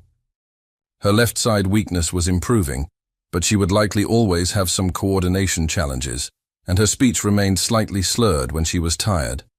The day they left the hospital was both joyful and bittersweet. Benjamin had grown, attached to the nurses who had cared for them, particularly Nina Rodriguez, a young woman who had worked the night shift and had been there during some of his worst nightmares. "You're going to do great, Benjamin," Nina told him as she wheeled him out of the hospital for the last time. "Remember, being brave doesn't mean you're not scared. It means you do what needs to be done even when you are scared." The drive to Pennsylvania was Lucy's first time outside the hospital since the night Benjamin had carried her to Dorothy's porch. She spent most of the trip pressed against the car window, marveling at the world that continued to exist beyond the confines of their trauma. Benjamin sat beside her, holding her hand, both children quiet as they processed the magnitude of the change in their lives. Caroline's house was everything their home in Millbrook had not been. Clean, warm, and filled with evidence of normal family life. There were books on shelves instead of empty bottles on counters. Family photos instead of scattered pill bottles. The smell of baking cookies instead of cigarette smoke and despair. "This is your room, Benjamin," Caroline said, opening the door to a small bedroom that had been painted blue and decorated with posters of baseball players and airplanes. "And Lucy, yours is right next door." Lucy's room was pink and yellow, with stuffed animals on the bed and a bookshelf filled with picture books. For the first time since their mother's death, the children had their own spaces, their own belongings, their own sense of security. The first few weeks were challenging, as all three of them adjusted to their new life together. Benjamin struggled with nightmares and hypervigilance, startling at sudden noises and positioning himself between Lucy and any perceived threat. Lucy's brain injury made her more impulsive and easily frustrated than she had been before, leading to occasional outbursts that reminded everyone of the long road ahead. But Caroline proved to be exactly what the children needed: patient, loving, and unshakably committed to their healing. She attended every therapy appointment, celebrated every small victory, and provided comfort during the setbacks that were an inevitable part of recovery. Dorothy Kellerman maintained contact with the family, sending letters and packages, visiting whenever she could make the drive from Ohio to Pennsylvania. Her friendship had become one of the anchors in the children's new life, a reminder that there were adults who could be trusted to keep them safe. 3 months after moving to Pennsylvania, Benjamin started at his new school. His teacher, Mrs. Jennifer Walsh, had been briefed on his background and was prepared to provide the additional support he might need. But Benjamin surprised everyone with his resilience and determination to succeed academically. "He's one of the most mature children I've ever taught," Mrs. Walsh told Caroline during their first parent-teacher conference. "His experiences have given him wisdom beyond his years, but he's still very much a little boy who needs time to heal." Lucy's progress was slower, but equally remarkable. Her speech improved week by week, and her left side strength gradually returned. The occupational therapist worked with her on fine motor skills, while the speech therapist helped her regain full articulation. Most importantly, she was learning to be a child again, to play and laugh and explore the world without fear. 1 year after that terrible February night, Benjamin and Lucy visited Dorothy Kellerman in Ohio. The Wright house next door stood empty, its windows boarded up, the yard overgrown with weeds. The site of their former prison no longer held the terror it once had. It was just an empty building now, unable to hurt them anymore. "Do you ever think about him?" Dorothy asked Benjamin as they sat in her kitchen, the same room where she had made the 911 call that saved their lives. Benjamin considered the question carefully. "Sometimes," he admitted. "I think about what he might have been like if he hadn't taken all those pills. But mostly, I try to think about what we have now instead of what we lost." The conversation was interrupted by Lucy's laughter from the backyard, where she was playing with Dorothy's neighbor's dog. The sound was pure joy, unmarked by the shadows that had once haunted her voice. Her speech was clear now, her coordination nearly normal, her spirit remarkably intact despite everything she had endured. "She doesn't remember much about that night," Benjamin told Dorothy. "The doctors say that's probably a blessing, but she remembers feeling safe when I carried her, remembers trusting that I would take care of her." Dorothy looked out at Lucy playing in the sunshine and marveled at the resilience of children. "And you did take care of her," she said. "You saved her life, Benjamin. Never forget that." 2 years after moving to Pennsylvania, Caroline legally adopted both children, giving them her last name and making their family bond official in the eyes of the law. The adoption ceremony was small but meaningful, with Dorothy in attendance, along with the therapists and social workers who had helped them heal. "I know I can never replace your mother," Caroline said during the ceremony, "but I promise to love you both as if you were my own children, because in every way that matters, you are. Benjamin started middle school that fall, a confident and articulate young man who had channeled his protective instincts into helping other children who faced bullying or abuse. His teachers noted his unusual maturity and his ability to show empathy for classmates who were struggling. Lucy thrived in elementary school, her bright personality and determination winning over teachers and students alike. The effects of her brain injury were subtle now, occasional difficulty with complex motor tasks, a tendency to fatigue more easily than other children, but her intelligence and spirit remained completely intact. On quiet evenings, Benjamin would sometimes find Lucy in her room, carefully tending to a small garden she had planted in a window box. The metaphor was not lost on him. His sister was nurturing new life, creating beauty from seeds planted in simple soil, a perfect reflection of what they had both accomplished. "What are you growing?" he asked her one evening as she watered her seedlings with the careful attention of a master gardener. "Sunflowers," Lucy replied, her face serious with concentration.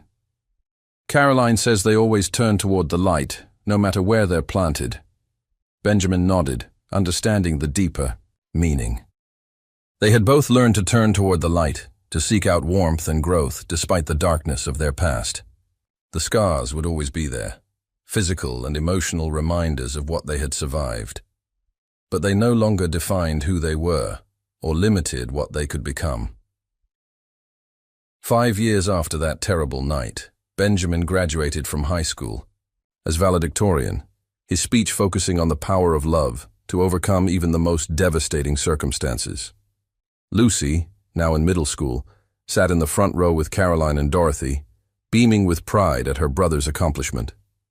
"I learned early that sometimes we have to carry each other," Benjamin said in his graduation speech, his eyes finding Lucy in the audience.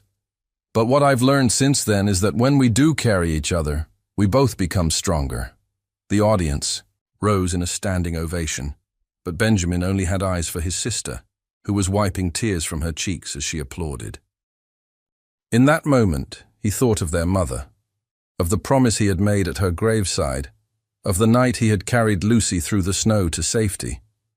They had both kept their promises. Benjamin had protected Lucy, and Lucy had found the strength to heal and grow. Together, they had built a life that honored their mother's memory while refusing to be defined by their father's failures. As they left the graduation ceremony together, Caroline, Dorothy, Benjamin, and Lucy, they looked like what they had become, a family bound not by genetics or legal documents, but by love, sacrifice, and the unbreakable bonds forged in the crucible of survival. The shadows that had once threatened to consume them had finally lifted, replaced by the warm light of a future filled with possibility, hope, and the absolute certainty that they would always have each other. In his college dormitory room 3 months later, Benjamin kept a framed photo on his desk, a picture of Lucy in her garden, surrounded by sunflowers that had grown tall and strong, their golden faces turned toward the sun. Beneath the photo, in Lucy's careful handwriting, were the words that had become their family motto: "We always turn toward the light." And they did. Every single day, they turned toward the light, carrying each other when necessary, but always moving forward, always growing, always becoming more than the sum of their scars. The house at 247 Maple Street was just a memory now, a place where 2 children had once lived in fear, but had found the courage to save each other, and in doing so, had saved themselves. The end of their story was really just the beginning, the first chapter of lives that would be defined not by what had been done to them, but by what they chose to do with the precious gift of survival, the sacred trust of family, and the infinite possibility that comes from turning toward the light. No matter how dark the night has been,